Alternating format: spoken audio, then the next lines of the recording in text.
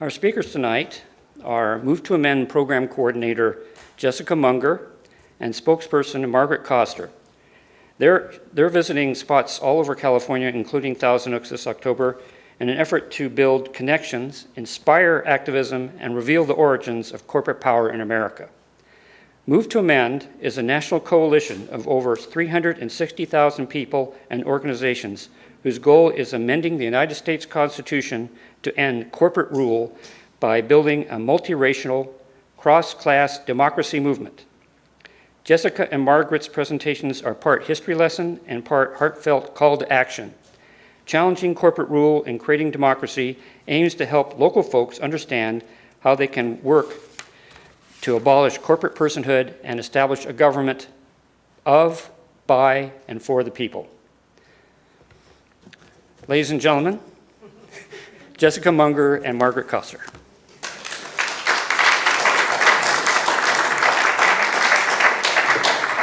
Hi there.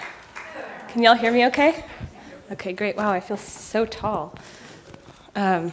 So thank you, Dawn. First, I just really want to thank you and thank the congregation for letting us use this space. It's really lovely. And I was telling Margaret earlier, sometimes I feel like we're on a UU tour rather than a Move to Amend tour, because the Unitarian Universalists are so supportive of Move to Amend locally and nationally. So it's great to be here and see this space. It's really lovely.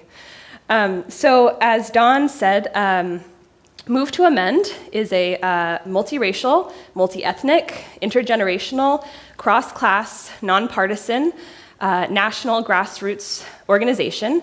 We're composed of 370,000 folks, about 220 affiliates working throughout the country, and several hundred organizations. And our goal is to amend the United States Constitution to state that corporations are not people with inalienable constitutional rights, and that money is not speech. So how many of you have heard of Move to Amend or are familiar with our work? Okay, good, excellent. So you know what you're talking about already. So tonight, like Dawn said, we're going to talk a little bit about history and then give you a call to action in the end and really rally some support for what we're doing here. So in addition to our goal to amend the US Constitution, what we're really doing here is building a broad, deep, knowledgeable, grassroots democracy movement. So it's way bigger than just a constitutional amendment, right? We believe that in order to make long-lasting, deep, structural change, we need to have a movement of people all over the country who are understanding of this issue and really see the connections between corporate personhood and all of the other issues that we work on and care about on a daily basis.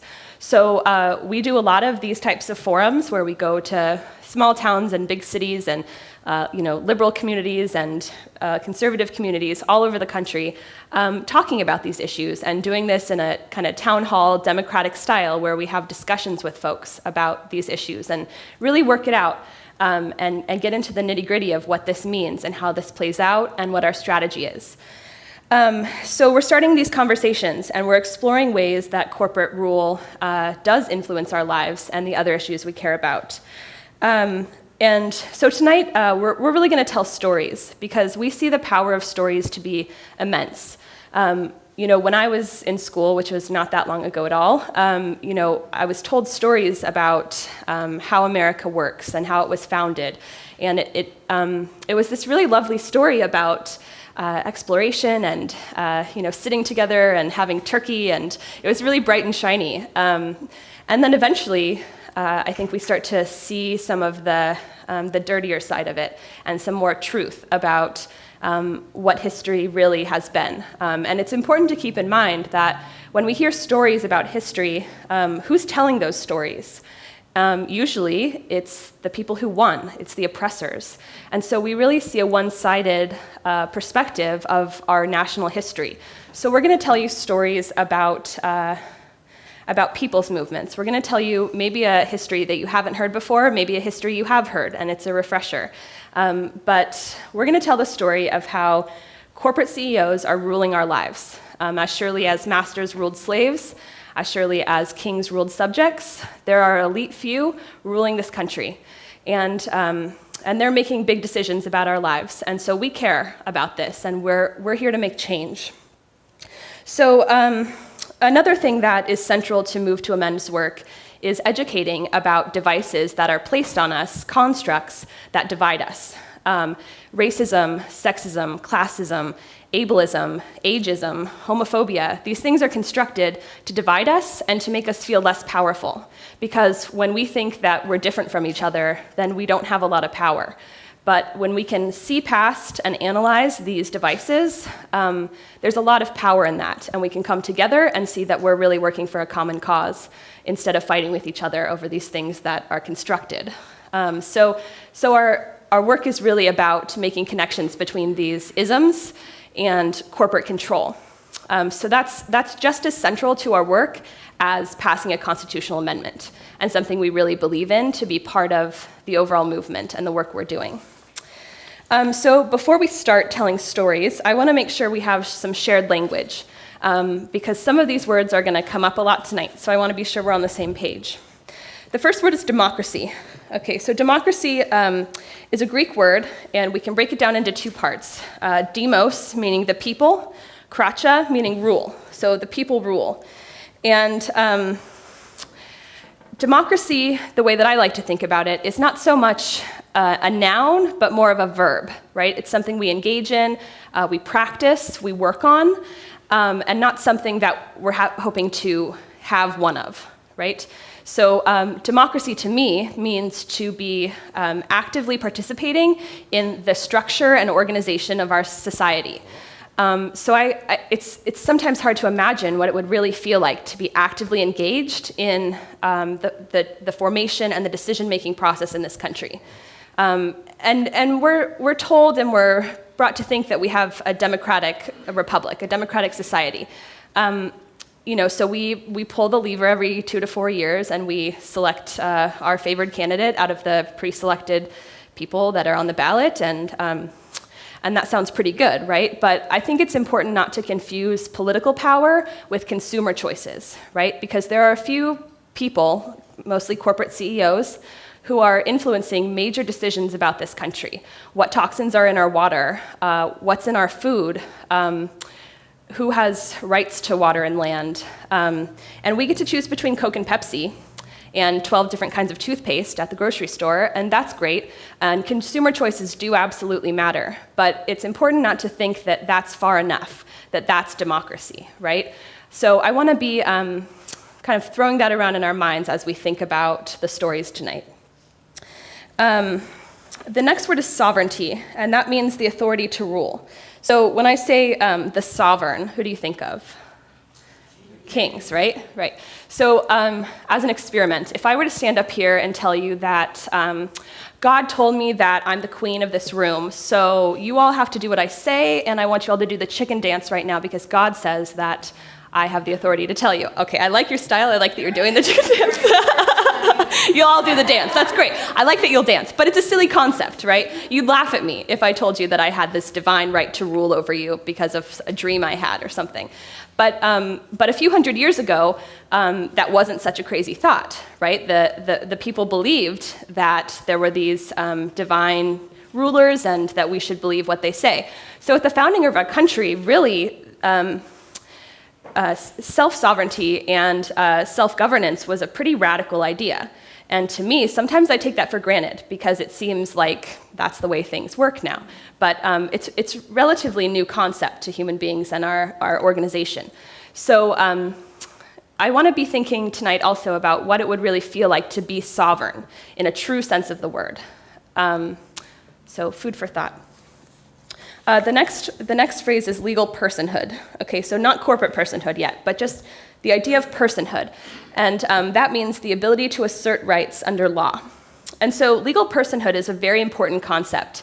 And it's not just a lawyer's question. It sounds pretty lawyery, but it's something that we all need to consider and struggle with. Because as I see it, since the foundation of this country, it's been a struggle to expand the rights laid out in the Constitution to more people, right? It's happened through social movements throughout time that we try to expand who's considered a person and who has the right to their rights that are explained in the Constitution.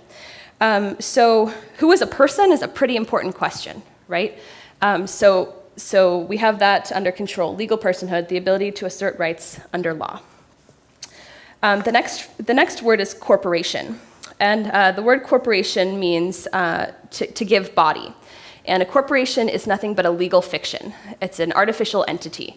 It's more like a tool than anything else. And I want to be clear, Move to Amend is not anti-corporation or anti-union or anti-nonprofit. That's kind of a silly thing to say even, because being anti-corporation is like being anti-hammer. Right? You can have a hammer and you can use that to build a home for a houseless person, or you can smash in someone's skull. But the hammer is neither good nor bad. It's a tool.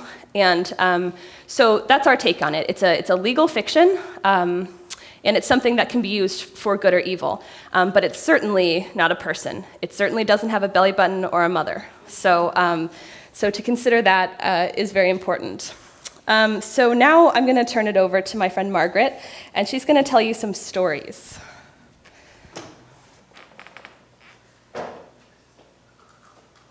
When she gets her fancy mic hooked up. Okay. Am I on? You're on. Thank you, Jessica. Okay. So some of you are probably recognizing this if you've heard David Cobb give his talk. So we're covering some of the same ground with a very different style. And then we want to have lots of time for a discussion afterwards about plans for action. So as Jessica laid out these terms, now we're going to talk about the first corporations, where corporations came from. So the word is Latin. And the first corporations came from the Roman Empire. So you've heard that expression, all roads lead to Rome. So those roads were planned, built, and maintained by corporations. So a corporation is a way to gather together private money and resources to do something that's too big for any one person or business to do, or an individual kind of business. So gather together the private resources to do some project that's in the public benefit. So also the aqueducts that carried water all over the Italian peninsula without electricity, built, operated, maintained by corporations. Same thing with the early hospitals and the first universities. So what do all those things have in common? Roads, aqueducts, hospitals, and universities. Right, they're all for public benefit or common good. So that was the purpose of early corporations. So it was just the legal way to gather together private money to put to public use. Now, a corporation is created by an act of government. So initially it was created by monarchs. Monarchs would grant a charter to a corporation. Nowadays it's done by the state government, but it's just a legal mechanism for gathering together resources, and it is defined by the entity that makes it. However, the modern transnational corporation is more where the modern transnational corporation that we know today more came from the 15th, 16th, and 17th century. So sometimes called the Age of Discovery. So what did they discover in the Age of Discovery? So they discovered Africa, North and South America, parts of Asia. So there were people there. They weren't waiting to be discovered. So it's more properly called the Age of Imperialism, or the Age of Colonialism. Age of oppression, murder, exploitation, pillage, and theft. And the primary instrument for carrying out this campaign of colonialism was the Joint Stock Company. One of the best known ones to us is the British East India Company. British East India Company in its day had the largest army in the world, and its job was to subjugate the Indian subcontinent and steal the resources and the labor of the people that lived there for the benefit of the shareholders of the corporation. And how many members of the English Parliament do you think had stock in the British East India Company? All of them. Another corporation was the Africa Trading Company. So who would like to guess what the Africa Trading Company traded? People. This is a really important question. So was Africa full of slaves? No. Africa was full of people. And this is important because for most of us, myself included, the first thing that comes to mind is slaves. But actually it was people. So I point this out to underscore the importance of language and the importance of stories, the way we tell ourselves about things that have happened or are happening. Another important point about the transatlantic slave trade is that was the first time in history that skin color was used to make a moral justification for slavery. So there had been slaves before based on some kind of otherness, losing the war or being the next tribe or being the wrong religion, but skin color as a moral justification for slavery was developed to justify the transatlantic slave trade. And the consequences of that we are still dealing with today. So that's an important thing to know where that came from. As Martin Luther King said, the triple evils of racism, militarism, and corporatism, he identified those as triple evils, and it's important to recognize that those are all interconnected by exploitation and oppression. So then we come up to the corporation in the United States and the founding of the United States. So the original 13 colonies were all corporations. They weren't all business corporations, but they were all corporations in the sense that they were created by a charter. Granted by the king. So for instance, Massachusetts was originally the Massachusetts Bay Trading Company. And the king created Massachusetts. So you might say, well, no, Massachusetts was already there. Well, the land was there, people were there, water was there, fish was there, birds were there, plants, animals. But the king created Massachusetts, the entity of Massachusetts, through a corporation. And the colonists, in the run-up to the breaking away from England, were very wary of and resentful of corporations. For instance, our friend, the British East India Company, the Boston Tea Party, they didn't throw all the tea in the harbor, only the tea of the British East India Company. Because the British East India Company had a glut of tea, and they were losing money, so the Parliament of England passed laws giving favorable tax status to the British East India Company's tea, and it was hurting the colonial tea merchants. And it must have been hurting them pretty bad because they went and threw all the tea in the harbor.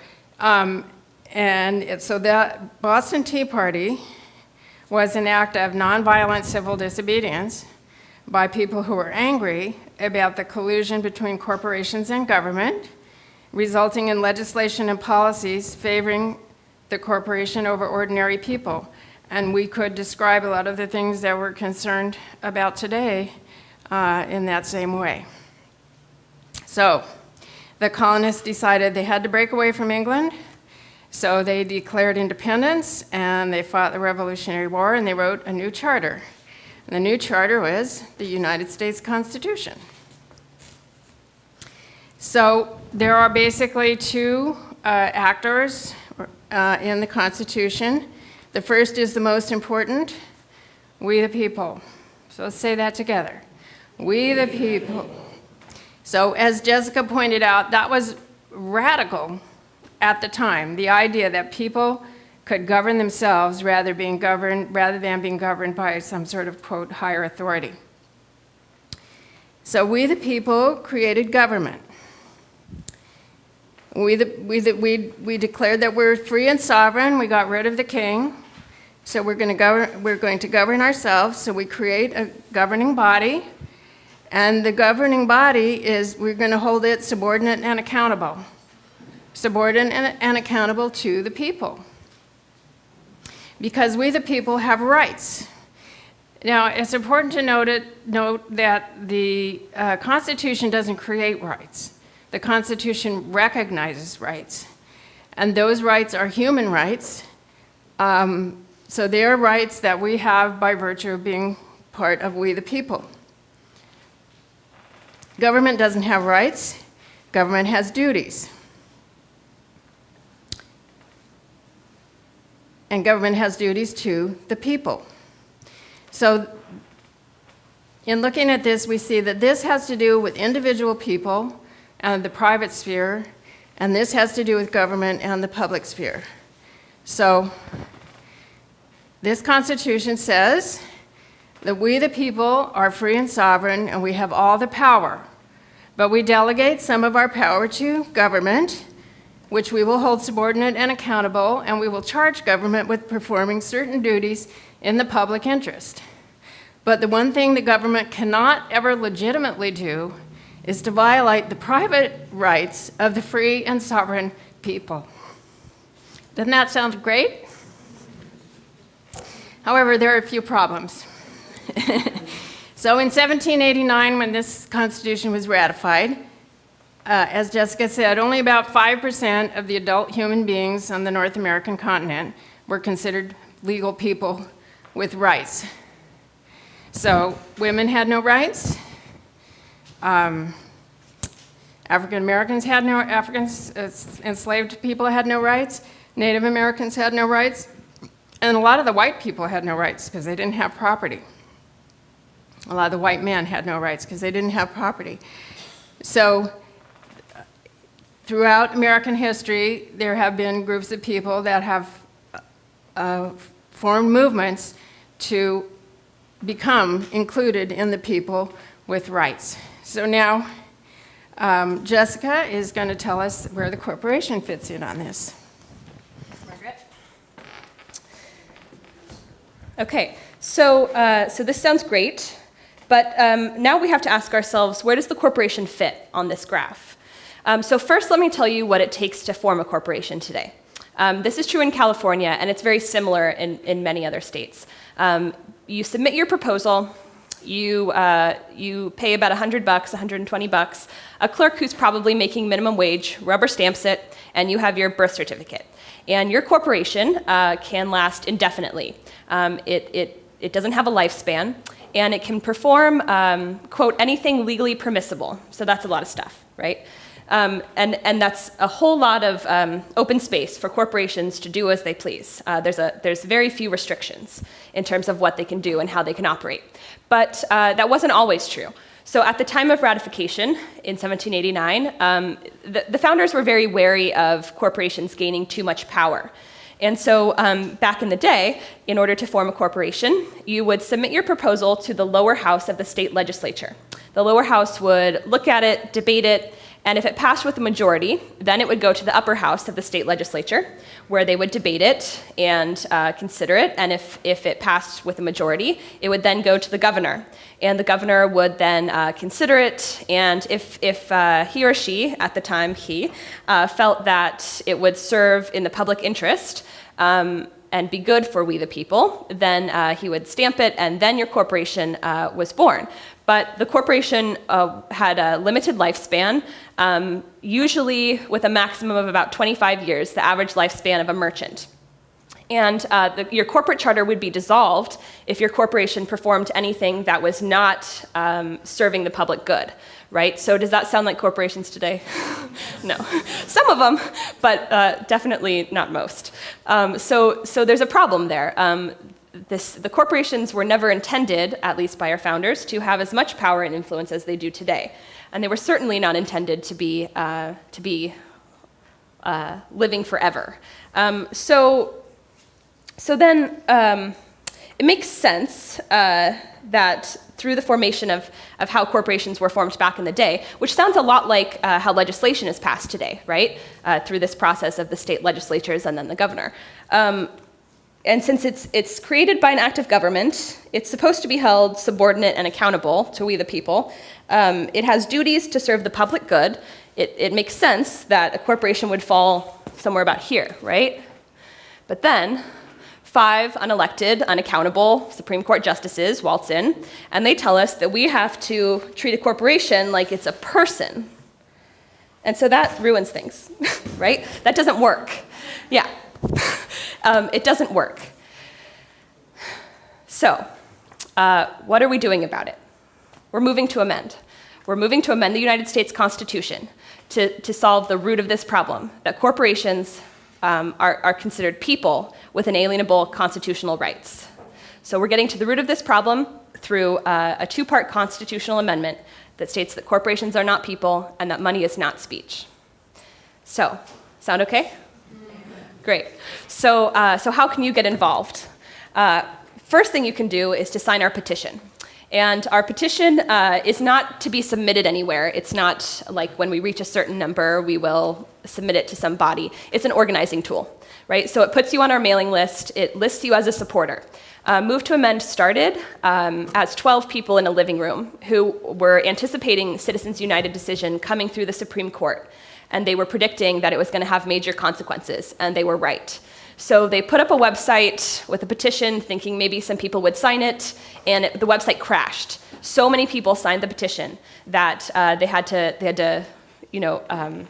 fix the website and start a whole new one. So today we're 370,000 and growing every day, and that's a lot of growth for an organization in just a few years.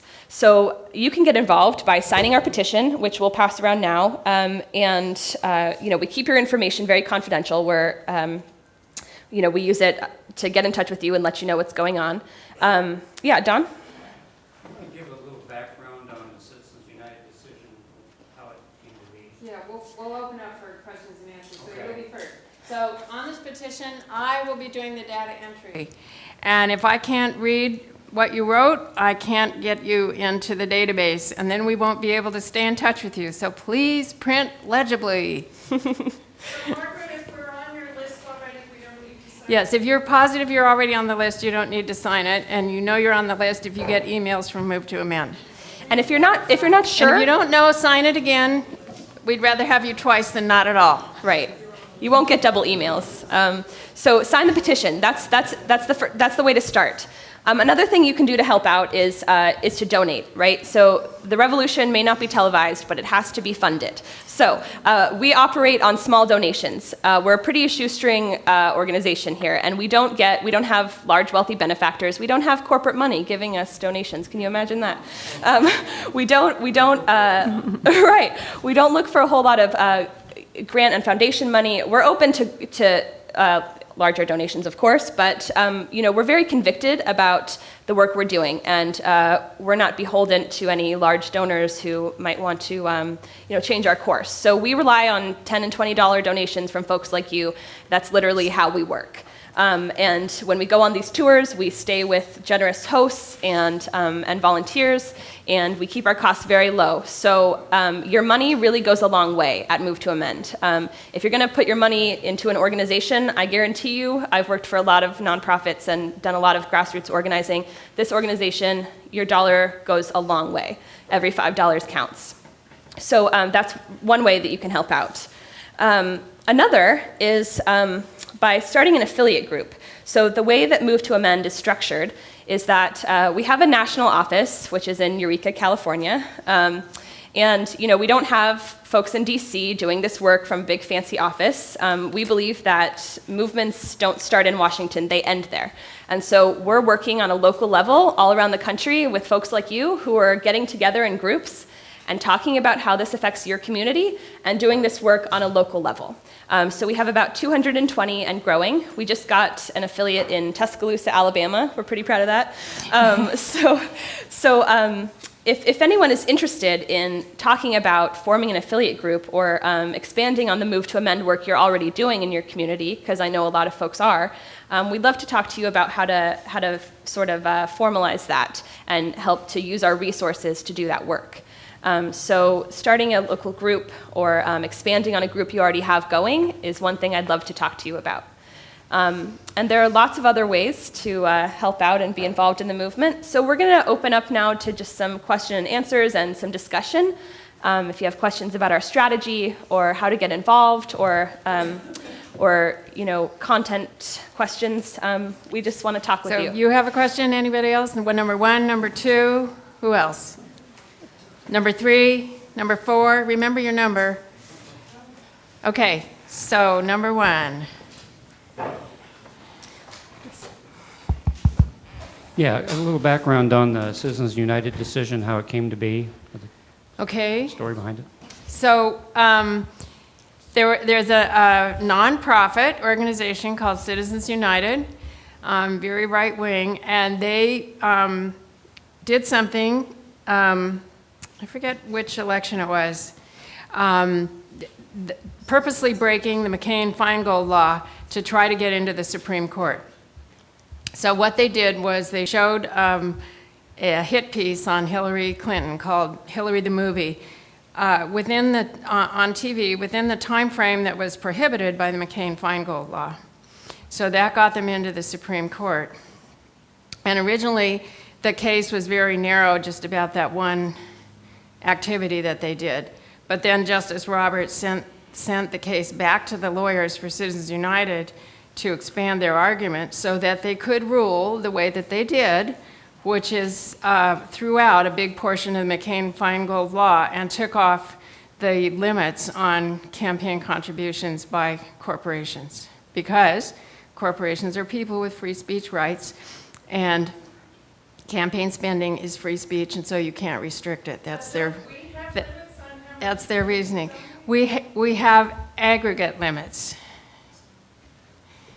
Actually, you have individual limits, so you can only donate a certain amount of money to any one candidate, but the McCutcheon case, more recent than the Citizens United case, removed the aggregate limit. So it used to be that you could donate X amount of money to one candidate and Y amount of money to all candidates. So now the X limit is still there, a dollar amount, but you could theoretically, if you had enough money, donate to every single candidate in the United States. So there's no limit on the aggregate. Why do we need a constitutional amendment? Why not just another McCain-Feingold bill or something? That's a really good question. Because McCain-Feingold was overturned by the Supreme Court. So in the other room, there is a timeline of Supreme Court decisions showing when corporations have gained and lost rights and when people have gained and lost rights. It's up on the wall in the other room, and I encourage you to look at it, and it's also available on our website. So the Supreme Court taking up the question of corporate personhood goes back to 1886. And there's been a series of rulings setting precedent, establishing corporate rights, and more recently, the principle that spending money on politics is a form of free speech, and so it can't be restricted. So in our view, the only thing that's Supreme Court proof is an amendment. Now, the amendment is just a starting point.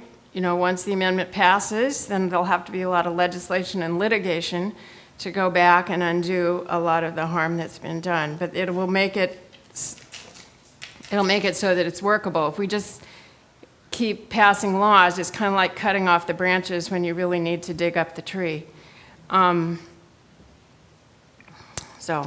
And I think an example from history of why we need an amendment and not just legislation is the Equal Rights Amendment, right? So culture has changed a lot. There have been a lot of laws passed protecting women in the workplace and such, but we're still making 77 cents on the dollar because we don't have a constitutional amendment. So we really study other social movements and take cues from what other folks have done, and we see ourselves really as standing on the shoulders of giants here. Like we take our playbook from these other movements, so we really see the importance of a constitutional amendment rather than legislation that could be overturned and would be overturned. So just one other point about the history. So 1886, why was it in 1886? Well, because after the Civil War, the Union had really depended on the railroads to win the war, and the Union was financially weak because the war had cost a lot of money. And so the railroads were very powerful, had really gained a lot of power, and the 14th Amendment was passed. It said all persons are guaranteed equal protection under the law. So corporate lawyers said, well, we're fictional persons, so maybe that word person in the 14th Amendment applies to us. The first few times they did it, the argument was dismissed, but eventually sympathetic justices who, by the way, had connections to the railroad industry, made rulings saying, oh yes, the 14th Amendment does apply to corporations. So from there, then corporations got Fourth Amendment protection, First Amendment protection, Fifth Amendment protection. And so because of this long, long history of precedent, you know, that's another reason we think that it really calls for an amendment to make, because the Constitution is the basic operating principles. So we think we need to really put it in the Constitution as a basic operating principle, that a corporation doesn't have inherent inalienable human rights. They can be given privileges legally necessary to operate their business.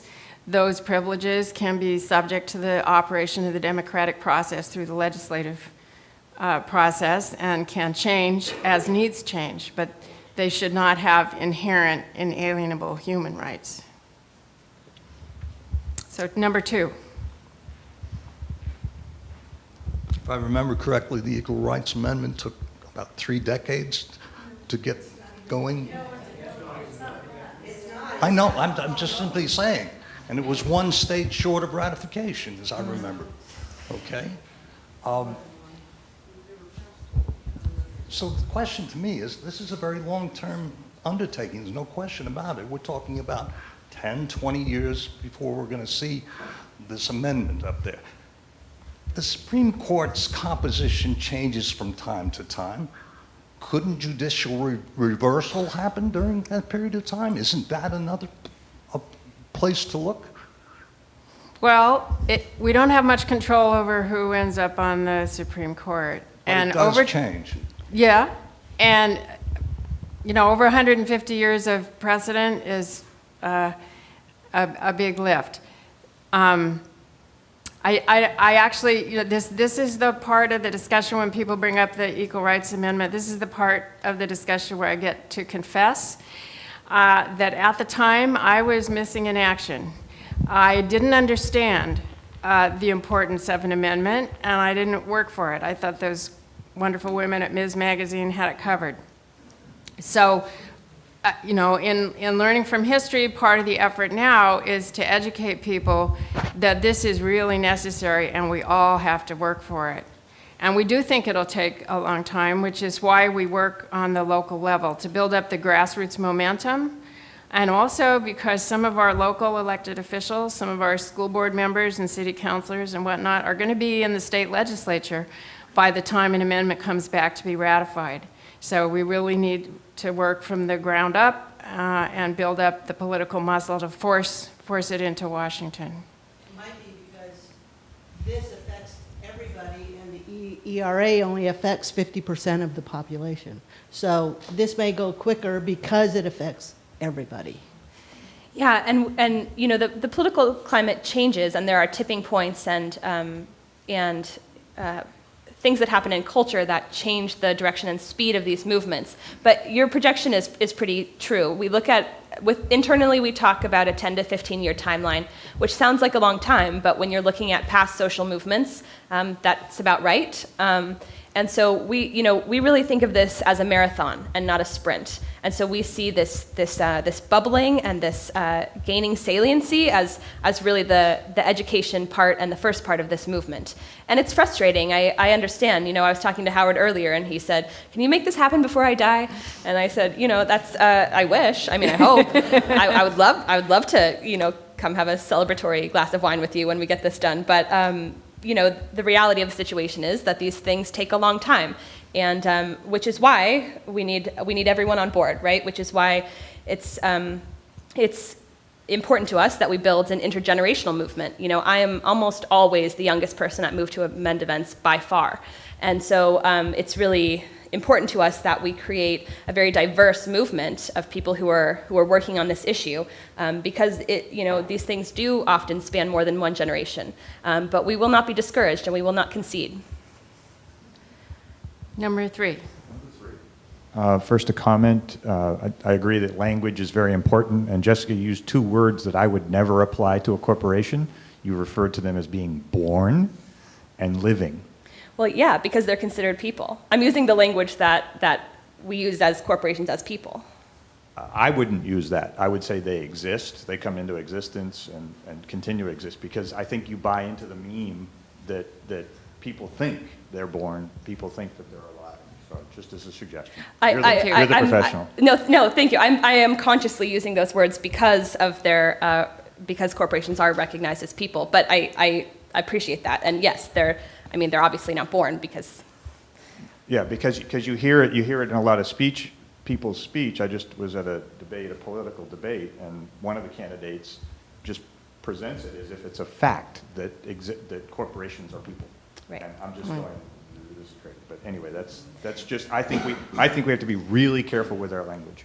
Yeah. At all times. But the real question is, maybe some good news on the front is that recently, maybe now 6 months ago, there was a bill or something in the Senate that talked about an amendment, or at least a law that said money is not speech.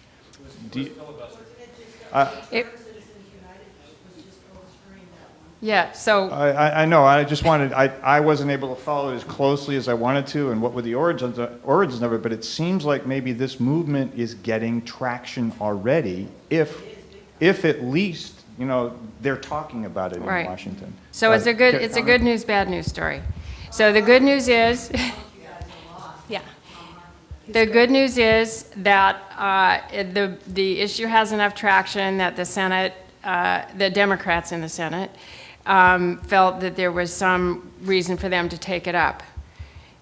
So the vote was 100% partisan. The Democrats made a big deal about how the Republicans didn't vote for it. The Democrats knew it wouldn't pass, so they knew it was safe for them to bring it up, and then they could use it as an election year thing to say how awful the Republicans are. We don't consider it helpful to be making a partisan issue out of it, because it's not partisan. And the amendment that was proposed, the Udall amendment, only covered campaign finance. So campaign finance is crucially important. We're just as concerned about it as anybody else. But we think that we will probably get one shot at an amendment, and that the amendment needs to cover corporate rights and campaign finance, not just campaign finance alone. Campaign finance is the issue that most people are aware of. So part of our job is to educate people about the extent of the issue in a more comprehensive sense. So the good news is, and also, a move to amend encouraged our supporters to call up their senators and say that amendment needs to include corporate personhood. So they did actually include a little bit of language about corporate personhood. I think not in the amendment, but kind of in the justification for the amendment. So that was some progress, but so that's the good news and the bad news about it. Yeah, and it's true. I do think that we're gaining saliency. Like you said, Tom Hartman. You're never going to see Move to Amend on MSNBC, right? It doesn't make sense that corporate media would be covering what we're doing. But there is a lot of power in alternative media and in people's media, and we really think and support those outlets that do talk about Move to Amend. So it's really important that we do this word of mouth style, because we're not going to be on CNN anytime soon. And so, yes, absolutely, it's gaining saliency. And the Udall Amendment, it is something, and it brings the issue kind of bubbling to the top. The scary part about it is, if this passes and we have kind of a washed out version of what we're doing that only addresses money as speech or campaign finance, then, folks are kind of satisfied and felt like maybe that's been taken care of, good, we can move on. But there's so much more work to do if that were to happen. So, there's yes and also no. So number 4. Could you describe the process that it will take to actually amend the Constitution, and how you see it unfolding? As I understand it now, you're in the education mode, but is this something where the state legislatures have to take up, and a certain number of them have to approve something like this, or how do you see it unfolding in the long run to actually amend the Constitution? Okay. So Article 5 of the Constitution describes how the Constitution can be amended. And it gives 2 ways it can be done. One is 2/3 of each house can pass an amendment proposal, and then the same language, and then it goes back to the states, and 3/4 of the states have to ratify it. And that's the way the Constitution has always been amended in the past. The other method that's described in the Constitution but has never happened is a constitutional convention.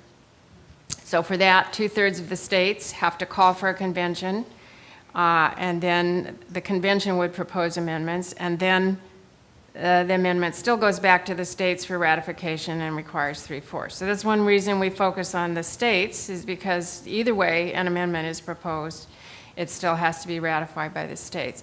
We don't have a position on which method we prefer, because that's a fork in the road. We don't have enough power to push either one of those. We don't have enough power to force an amendment to come forward either one of those methods.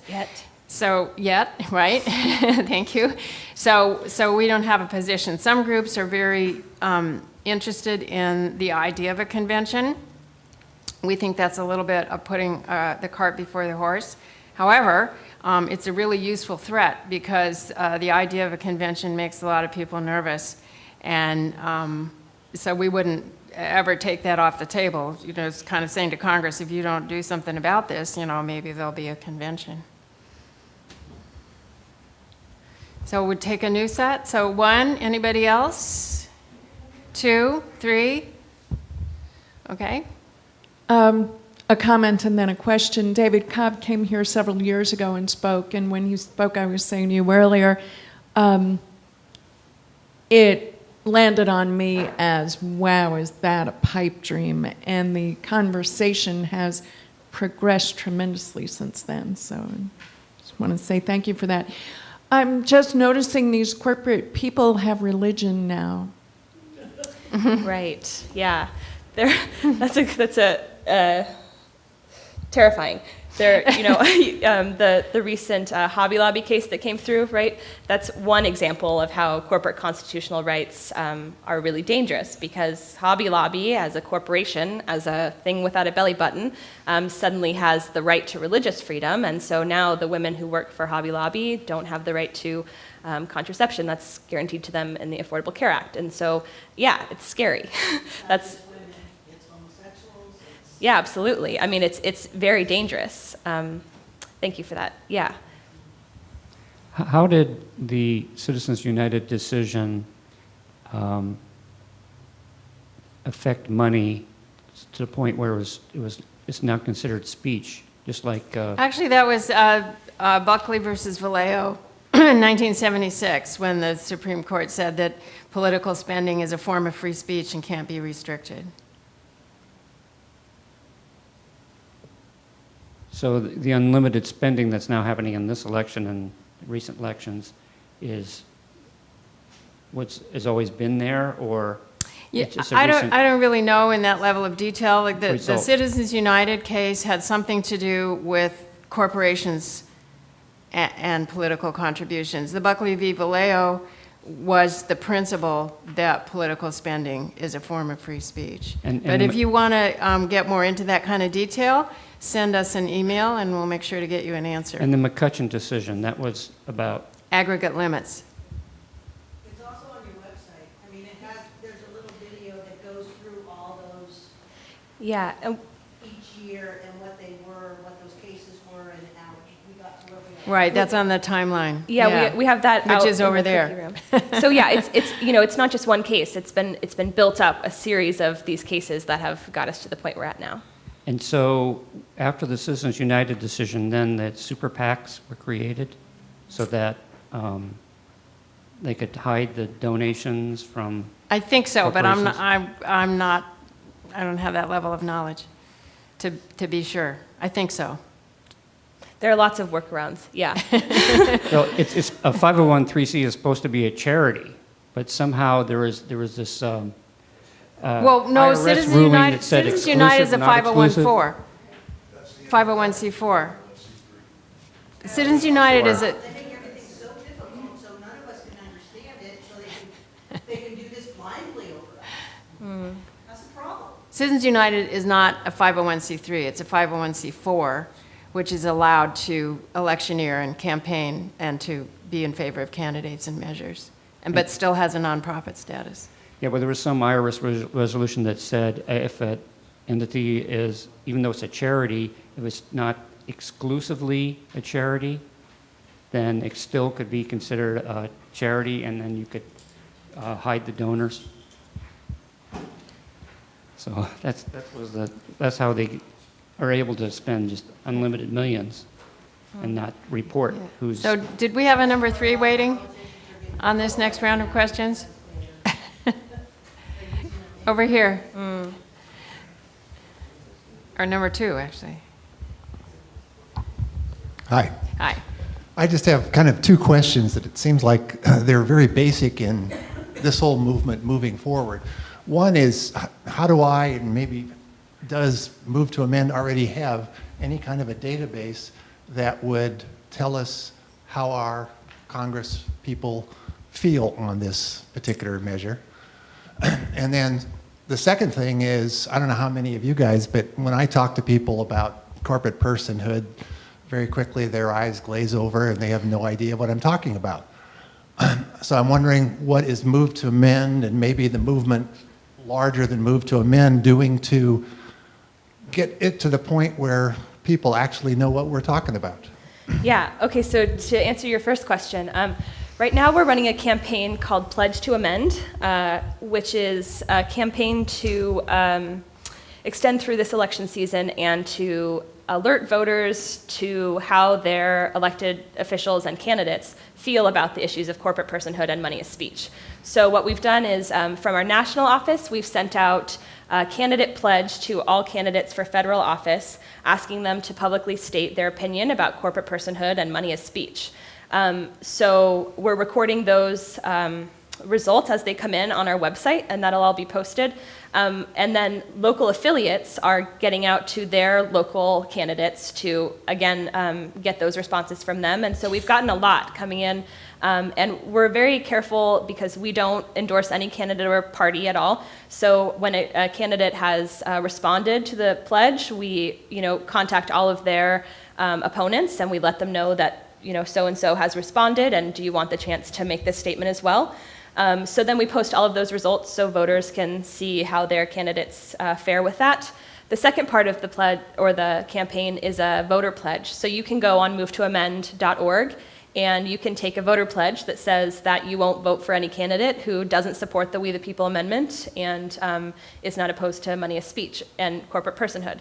And the third part to the campaign is a bird dogging effort. And bird dogging means going to candidate forums and getting your question asked in a public arena and having them respond to you publicly and getting that on video and posting it. So kind of to bring saliency to the issue and to hold these candidates accountable to their answers. Do you remember when Mitt Romney said at the Iowa State Fair, someone asked this question, he said, "Corporations are people, my friend." That was a Move to Amend supporter who asked the question, and that video went viral, and everyone saw it, and it was a big deal. So yeah, we're working to really roll this out in 2016. This is sort of a trial run, this election, but in 2016, we're really gonna go deep with Pledge to Amend so that we have all of these results posted, in time for the voting. And to your second question, what are we doing to educate people about what corporate personhood means? Because it is complex and it's kind of heady and intellectual, and we're talking about corporate law or constitutional law, and that's an eye glazer. What we're doing is this, right? We're going all around the country and talking to folks about it, and we're tabling at farmers markets, and we're really going deep in our communities to try to help folks understand what this means and how it affects them. And how it affects every issue they're working on, right? If your issue is GMO labeling or fracking or indigenous, land rights or reproductive rights or LGBTQ rights, anything you're working on, corporate personhood is at the root of it if you just do a couple layers of analysis. So what I really like to talk to folks about when they get all glazed up is this actually relates to the things you're already interested in. So there's a way you can work on your issue in a deeper way. But it's true, there's definitely a challenge in talking about this because there's a lot to it. It's dense. It's hard to understand sometimes. But, relating it to other issues, I think, is really big help. And just over and over, repeating this information and giving resources to help folks understand it better. Another thing local organizations can do is get resolutions passed at government entities, and that's what Howard's been doing with our organization here at CVUUF. Yeah. He got a resolution passed at the City Council of Thousand Oaks, County Board of Supervisors, and so, and now I know there's one that's been passed at the state level. And so what you can do with your elected representatives is show them the list. Well, there's how many California cities have passed a resolution asking for an amendment? How many Board of Supervisors have? Yeah, one other point about trying to make the issue something that you can grab onto more easily is that corporate personhood is shorthand for talking about corporate rights. So sometimes when I've been tabling or collecting signatures, I'll start off with, ask people, did you know that a corporation has more rights than you do? And I'll talk about that. Because what we find is that most people are aware that corporations have too much power, that the situation is getting out of control, and they are concerned about it. What they don't know is how it got to be that way and what can be done about it. So, polls show that 80% of people are concerned about corporations having too much power. And another example too, on the idea that it's not partisan, is we collected signatures in my county, Mendocino County, and got a citizens advisory on the ballot saying that the citizens of Mendocino County instruct our elected representatives to work toward passing an amendment, and laid out the amendment language. Now, it passed by 75%. And our very popular state assembly member got reelected by 62%. So where did that other 13% come from? It came from people that didn't vote for him. So it's a very broadly supported issue, and I think, so corporate rights is something that people can catch on to, or corporate power. And then corporate personhood is, a little bit more analytical. And Don, to speak to your point about initiatives and passing resolutions, so our language has been passed in 600 city councils and through 200 citizens initiatives throughout the country and 16 states. And so it's every time it's ever been on the ballot, it's won. It's never failed. I mean, in areas where they haven't elected a Democrat in 40 years, right? This passes every single time. And so each of those opportunities, each signature that we collect is an educational opportunity, right? We're not just asking people to sign here so we can get this passed. We see that as the grassroots movement. So every time we get to engage with a voter about, well, what is this petition you want me to sign? Then that lets us plant a seed. And so these resolutions and initiatives are really important tools in educating. So the people want this, but our elected representatives don't want it. Well, who's benefiting from this system? Right. I want to make it a nonpartisan issue, but in Congress it is. Well, because the Republicans are the ones that are supporting the corporate entities. Oh, so are the Democrats. Absolutely. I'm sorry to tell you. So are some of the Democrats. But many. when that thing came up in the Senate, it was every single Republican voted against it. Every single one, and that's why they made it a partisan.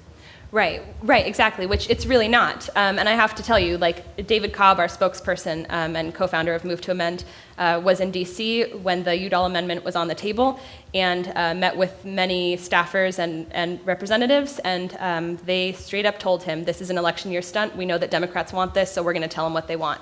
Not to burst any Democrat bubbles in here, but they're definitely benefiting from this system as well. It really truly is a people's issue.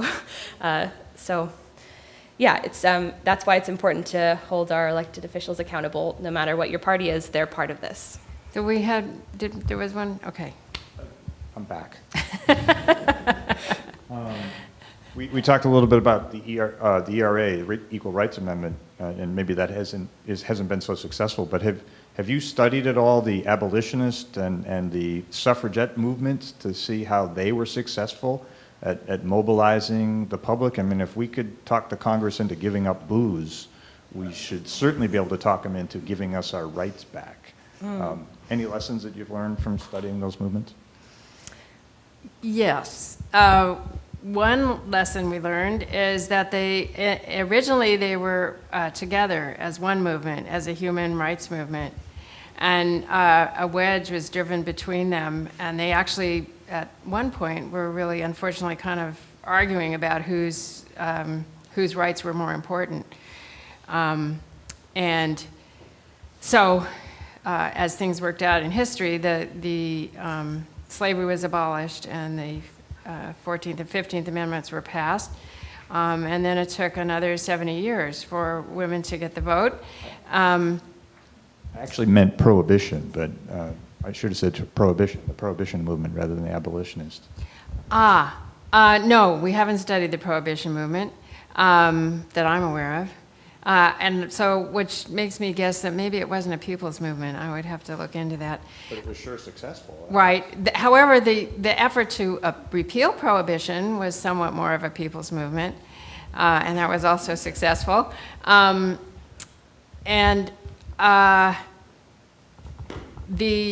The civil rights movement, and sort of more recently the marriage equality.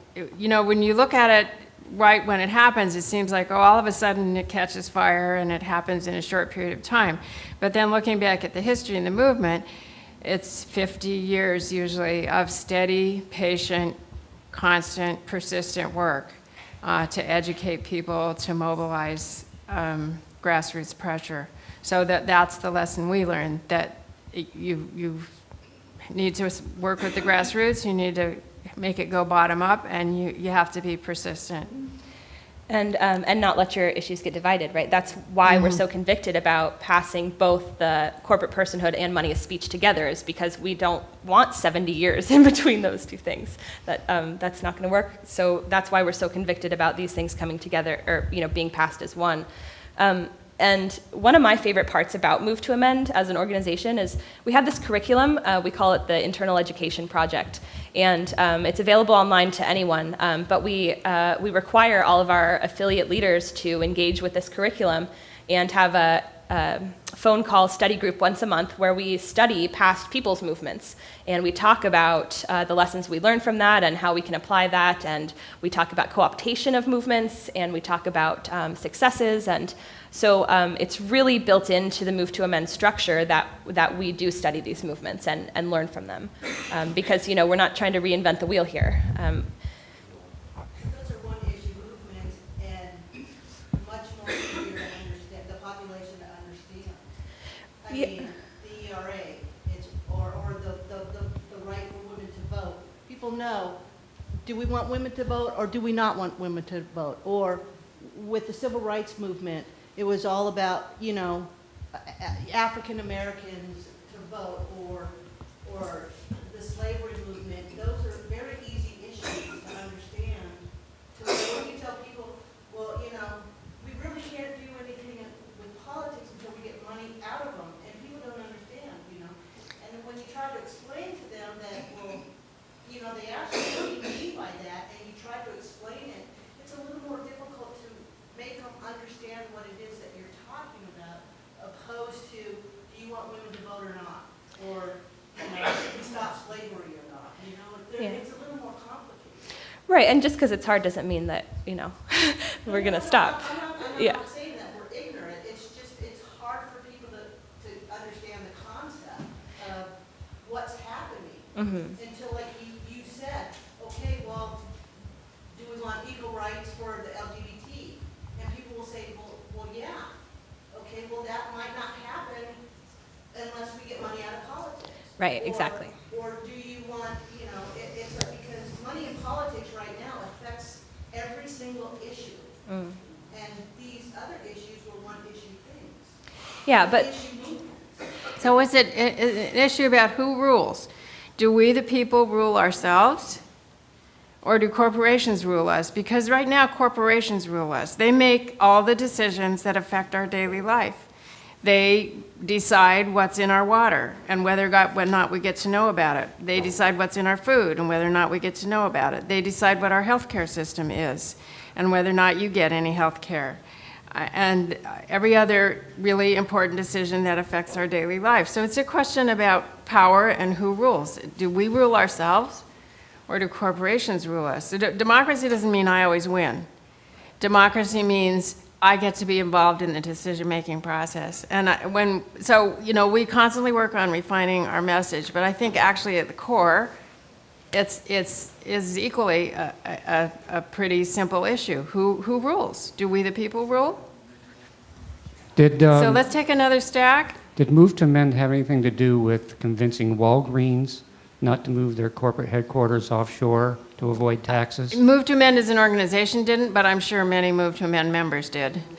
So that's really in the news nowadays. Who else? One, two, and then we're at about the limit for what people can stand to sit through. So we'll take this one more stack, and then we'll stay around if people want to talk about it some more. We've got coffee, tea, and cookies. Okay, so we'll meet you over there and keep talking. I'll keep it lively and quick.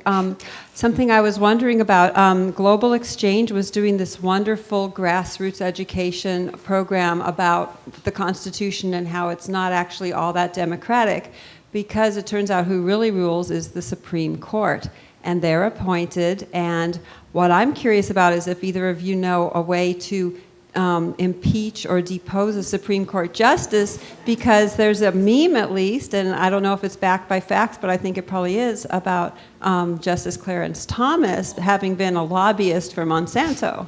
So I'm curious, is there a process, because the ultimate law in the land is arbitrated by the Supreme Court, and those people are appointed and not elected, is there a way to get rid of a Supreme Court justice who's dirty? So no, there is a process. It's happened one time. Well, they can die, right? I'm not promoting anything there, but they can die. There is a process. It's happened one time in the 1800s. I don't remember his name. Justice Chase, and actually he survived the impeachment process. Right. So it's never been done. There is a process.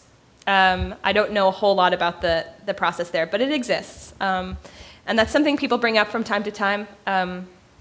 So one thing is that, Move to Amend, and those of us who've chosen Move to Amend is the thing that we're going to do. So we've staked out our territory, but we're just part of this democracy movement that's bubbling up from all over the place.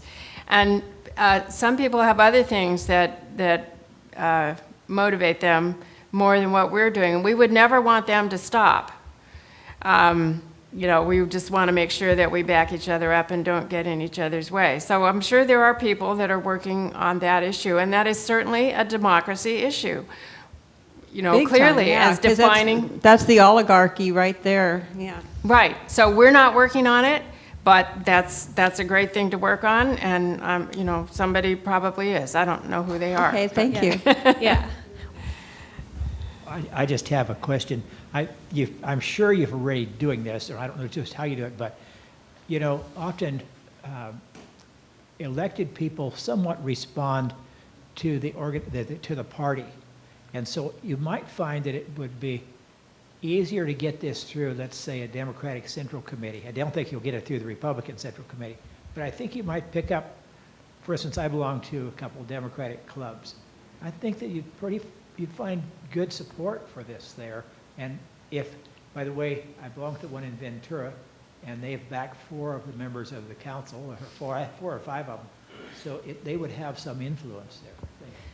Yeah, so Move to Amend is a coalition of hundreds of organizations, and some of them are, like the Progressive Democrats of America is an organization that's within our coalition. So, we don't work specifically with a party, but there are absolutely party groups that are part of our coalition working on it. A lot of local Democratic, so the Democrats in their communities are more progressive than the Democratic leadership in Washington. So a lot of local Democratic Central Committees have passed resolutions supporting move to amend in the amendment language. And then when they do, we ask you to let us know, fill out a little form reporting that, and we'll put it on our website. And when you go to the website, there's a drop down under the word amendment where you can look up the list of resolutions that have passed in support of the move to amend, and you'll find a number of local Democratic Central Committees there. In fact, in where I live, that's how our local affiliate got started, was through the folks in the Democratic Central Committee. Are you on the stack? So we'll put you on the stack, but so who's next? Well, I had one. Do you have or have you considered a sort of conversational playbook where you can, like how do you identify someone who may not have heard of the movement? How do you, bring it up in a way that's most likely to convince them? Maybe how do you identify maybe the ones that are most likely to take action and sort of, how do you be effective at sort of, spreading the word and getting people involved? Yeah, that's a good question because it is a lot. So yeah, we have on our website, we have a list of frequently asked questions, so you can get like a blurb about how to answer some of these things that have come up tonight in a concise way. And we also have talking points, so little bullets about ways to say this in a concise way. And we're working now on some materials to train other folks about how to do this sort of presentation around the country. And we're really working to decentralize who's giving these presentations so that it can be more broad. So yeah, there are some resources on the website about how to talk. In terms of like identifying who is open to it, not so much. We hope everyone's open to it. 80% of the American population. Yeah, I mean, and 80% of the American population agreeing on anything is unheard of. So it's pretty encouraging, I think, to think about that. And it really seems like the folks who are not within that 80%, maybe just there's some misunderstanding about what we're talking about here. And then you've got your 1%ers who, aren't going to support us, but we don't need them. There are talking points, and I would say identify everyone, talk to everyone. I wondered about 2016. Are you looking to influence National Party platform language? Are we looking to? I suppose we're always looking to influence it. Like we said before, the two major political parties, at least, are not so concerned with our issues right now. They're at least the leaders in Washington aren't, or the folks who are making the platform. So what's important is that their constituents are raising this issue to them, because we can we don't pour a whole lot of resources into lobbying elected officials. It's not we're not looking to trickle down. We're looking to build up, and so really I think how that could happen would be from their voters and constituents, bringing it to them and letting them know that we want it to be part of their platform. So I would say, write letters to the editor, write your local elected officials, call them, bug them, harass them, whatever it takes. Let them know that we care about this and we're the ones voting for you and you're working for us. So we want your platform to include this. But in terms of 2016, honestly, it's probably unlikely that either of the two major political parties will include corporate personhood in their platforms. I mean, that's ideal, but... Unless Elizabeth Warren's running. We'll see. So we'll let Howard go last, because...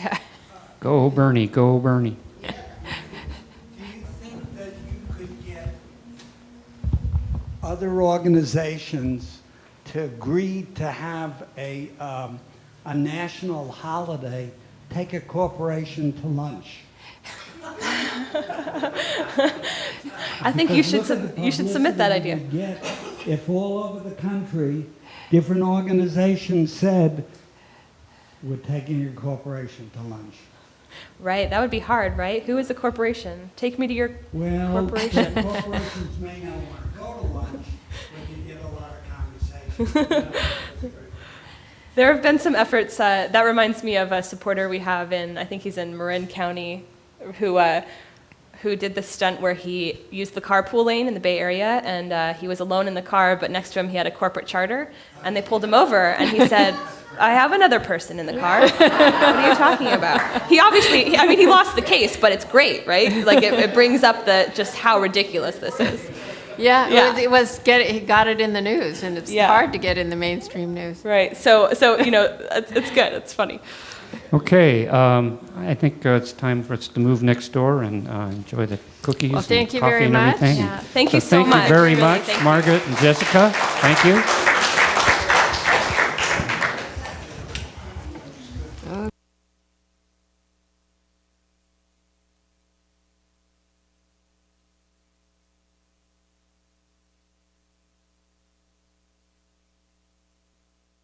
We are the Caneo Valley Unitarian Universalist Fellowship.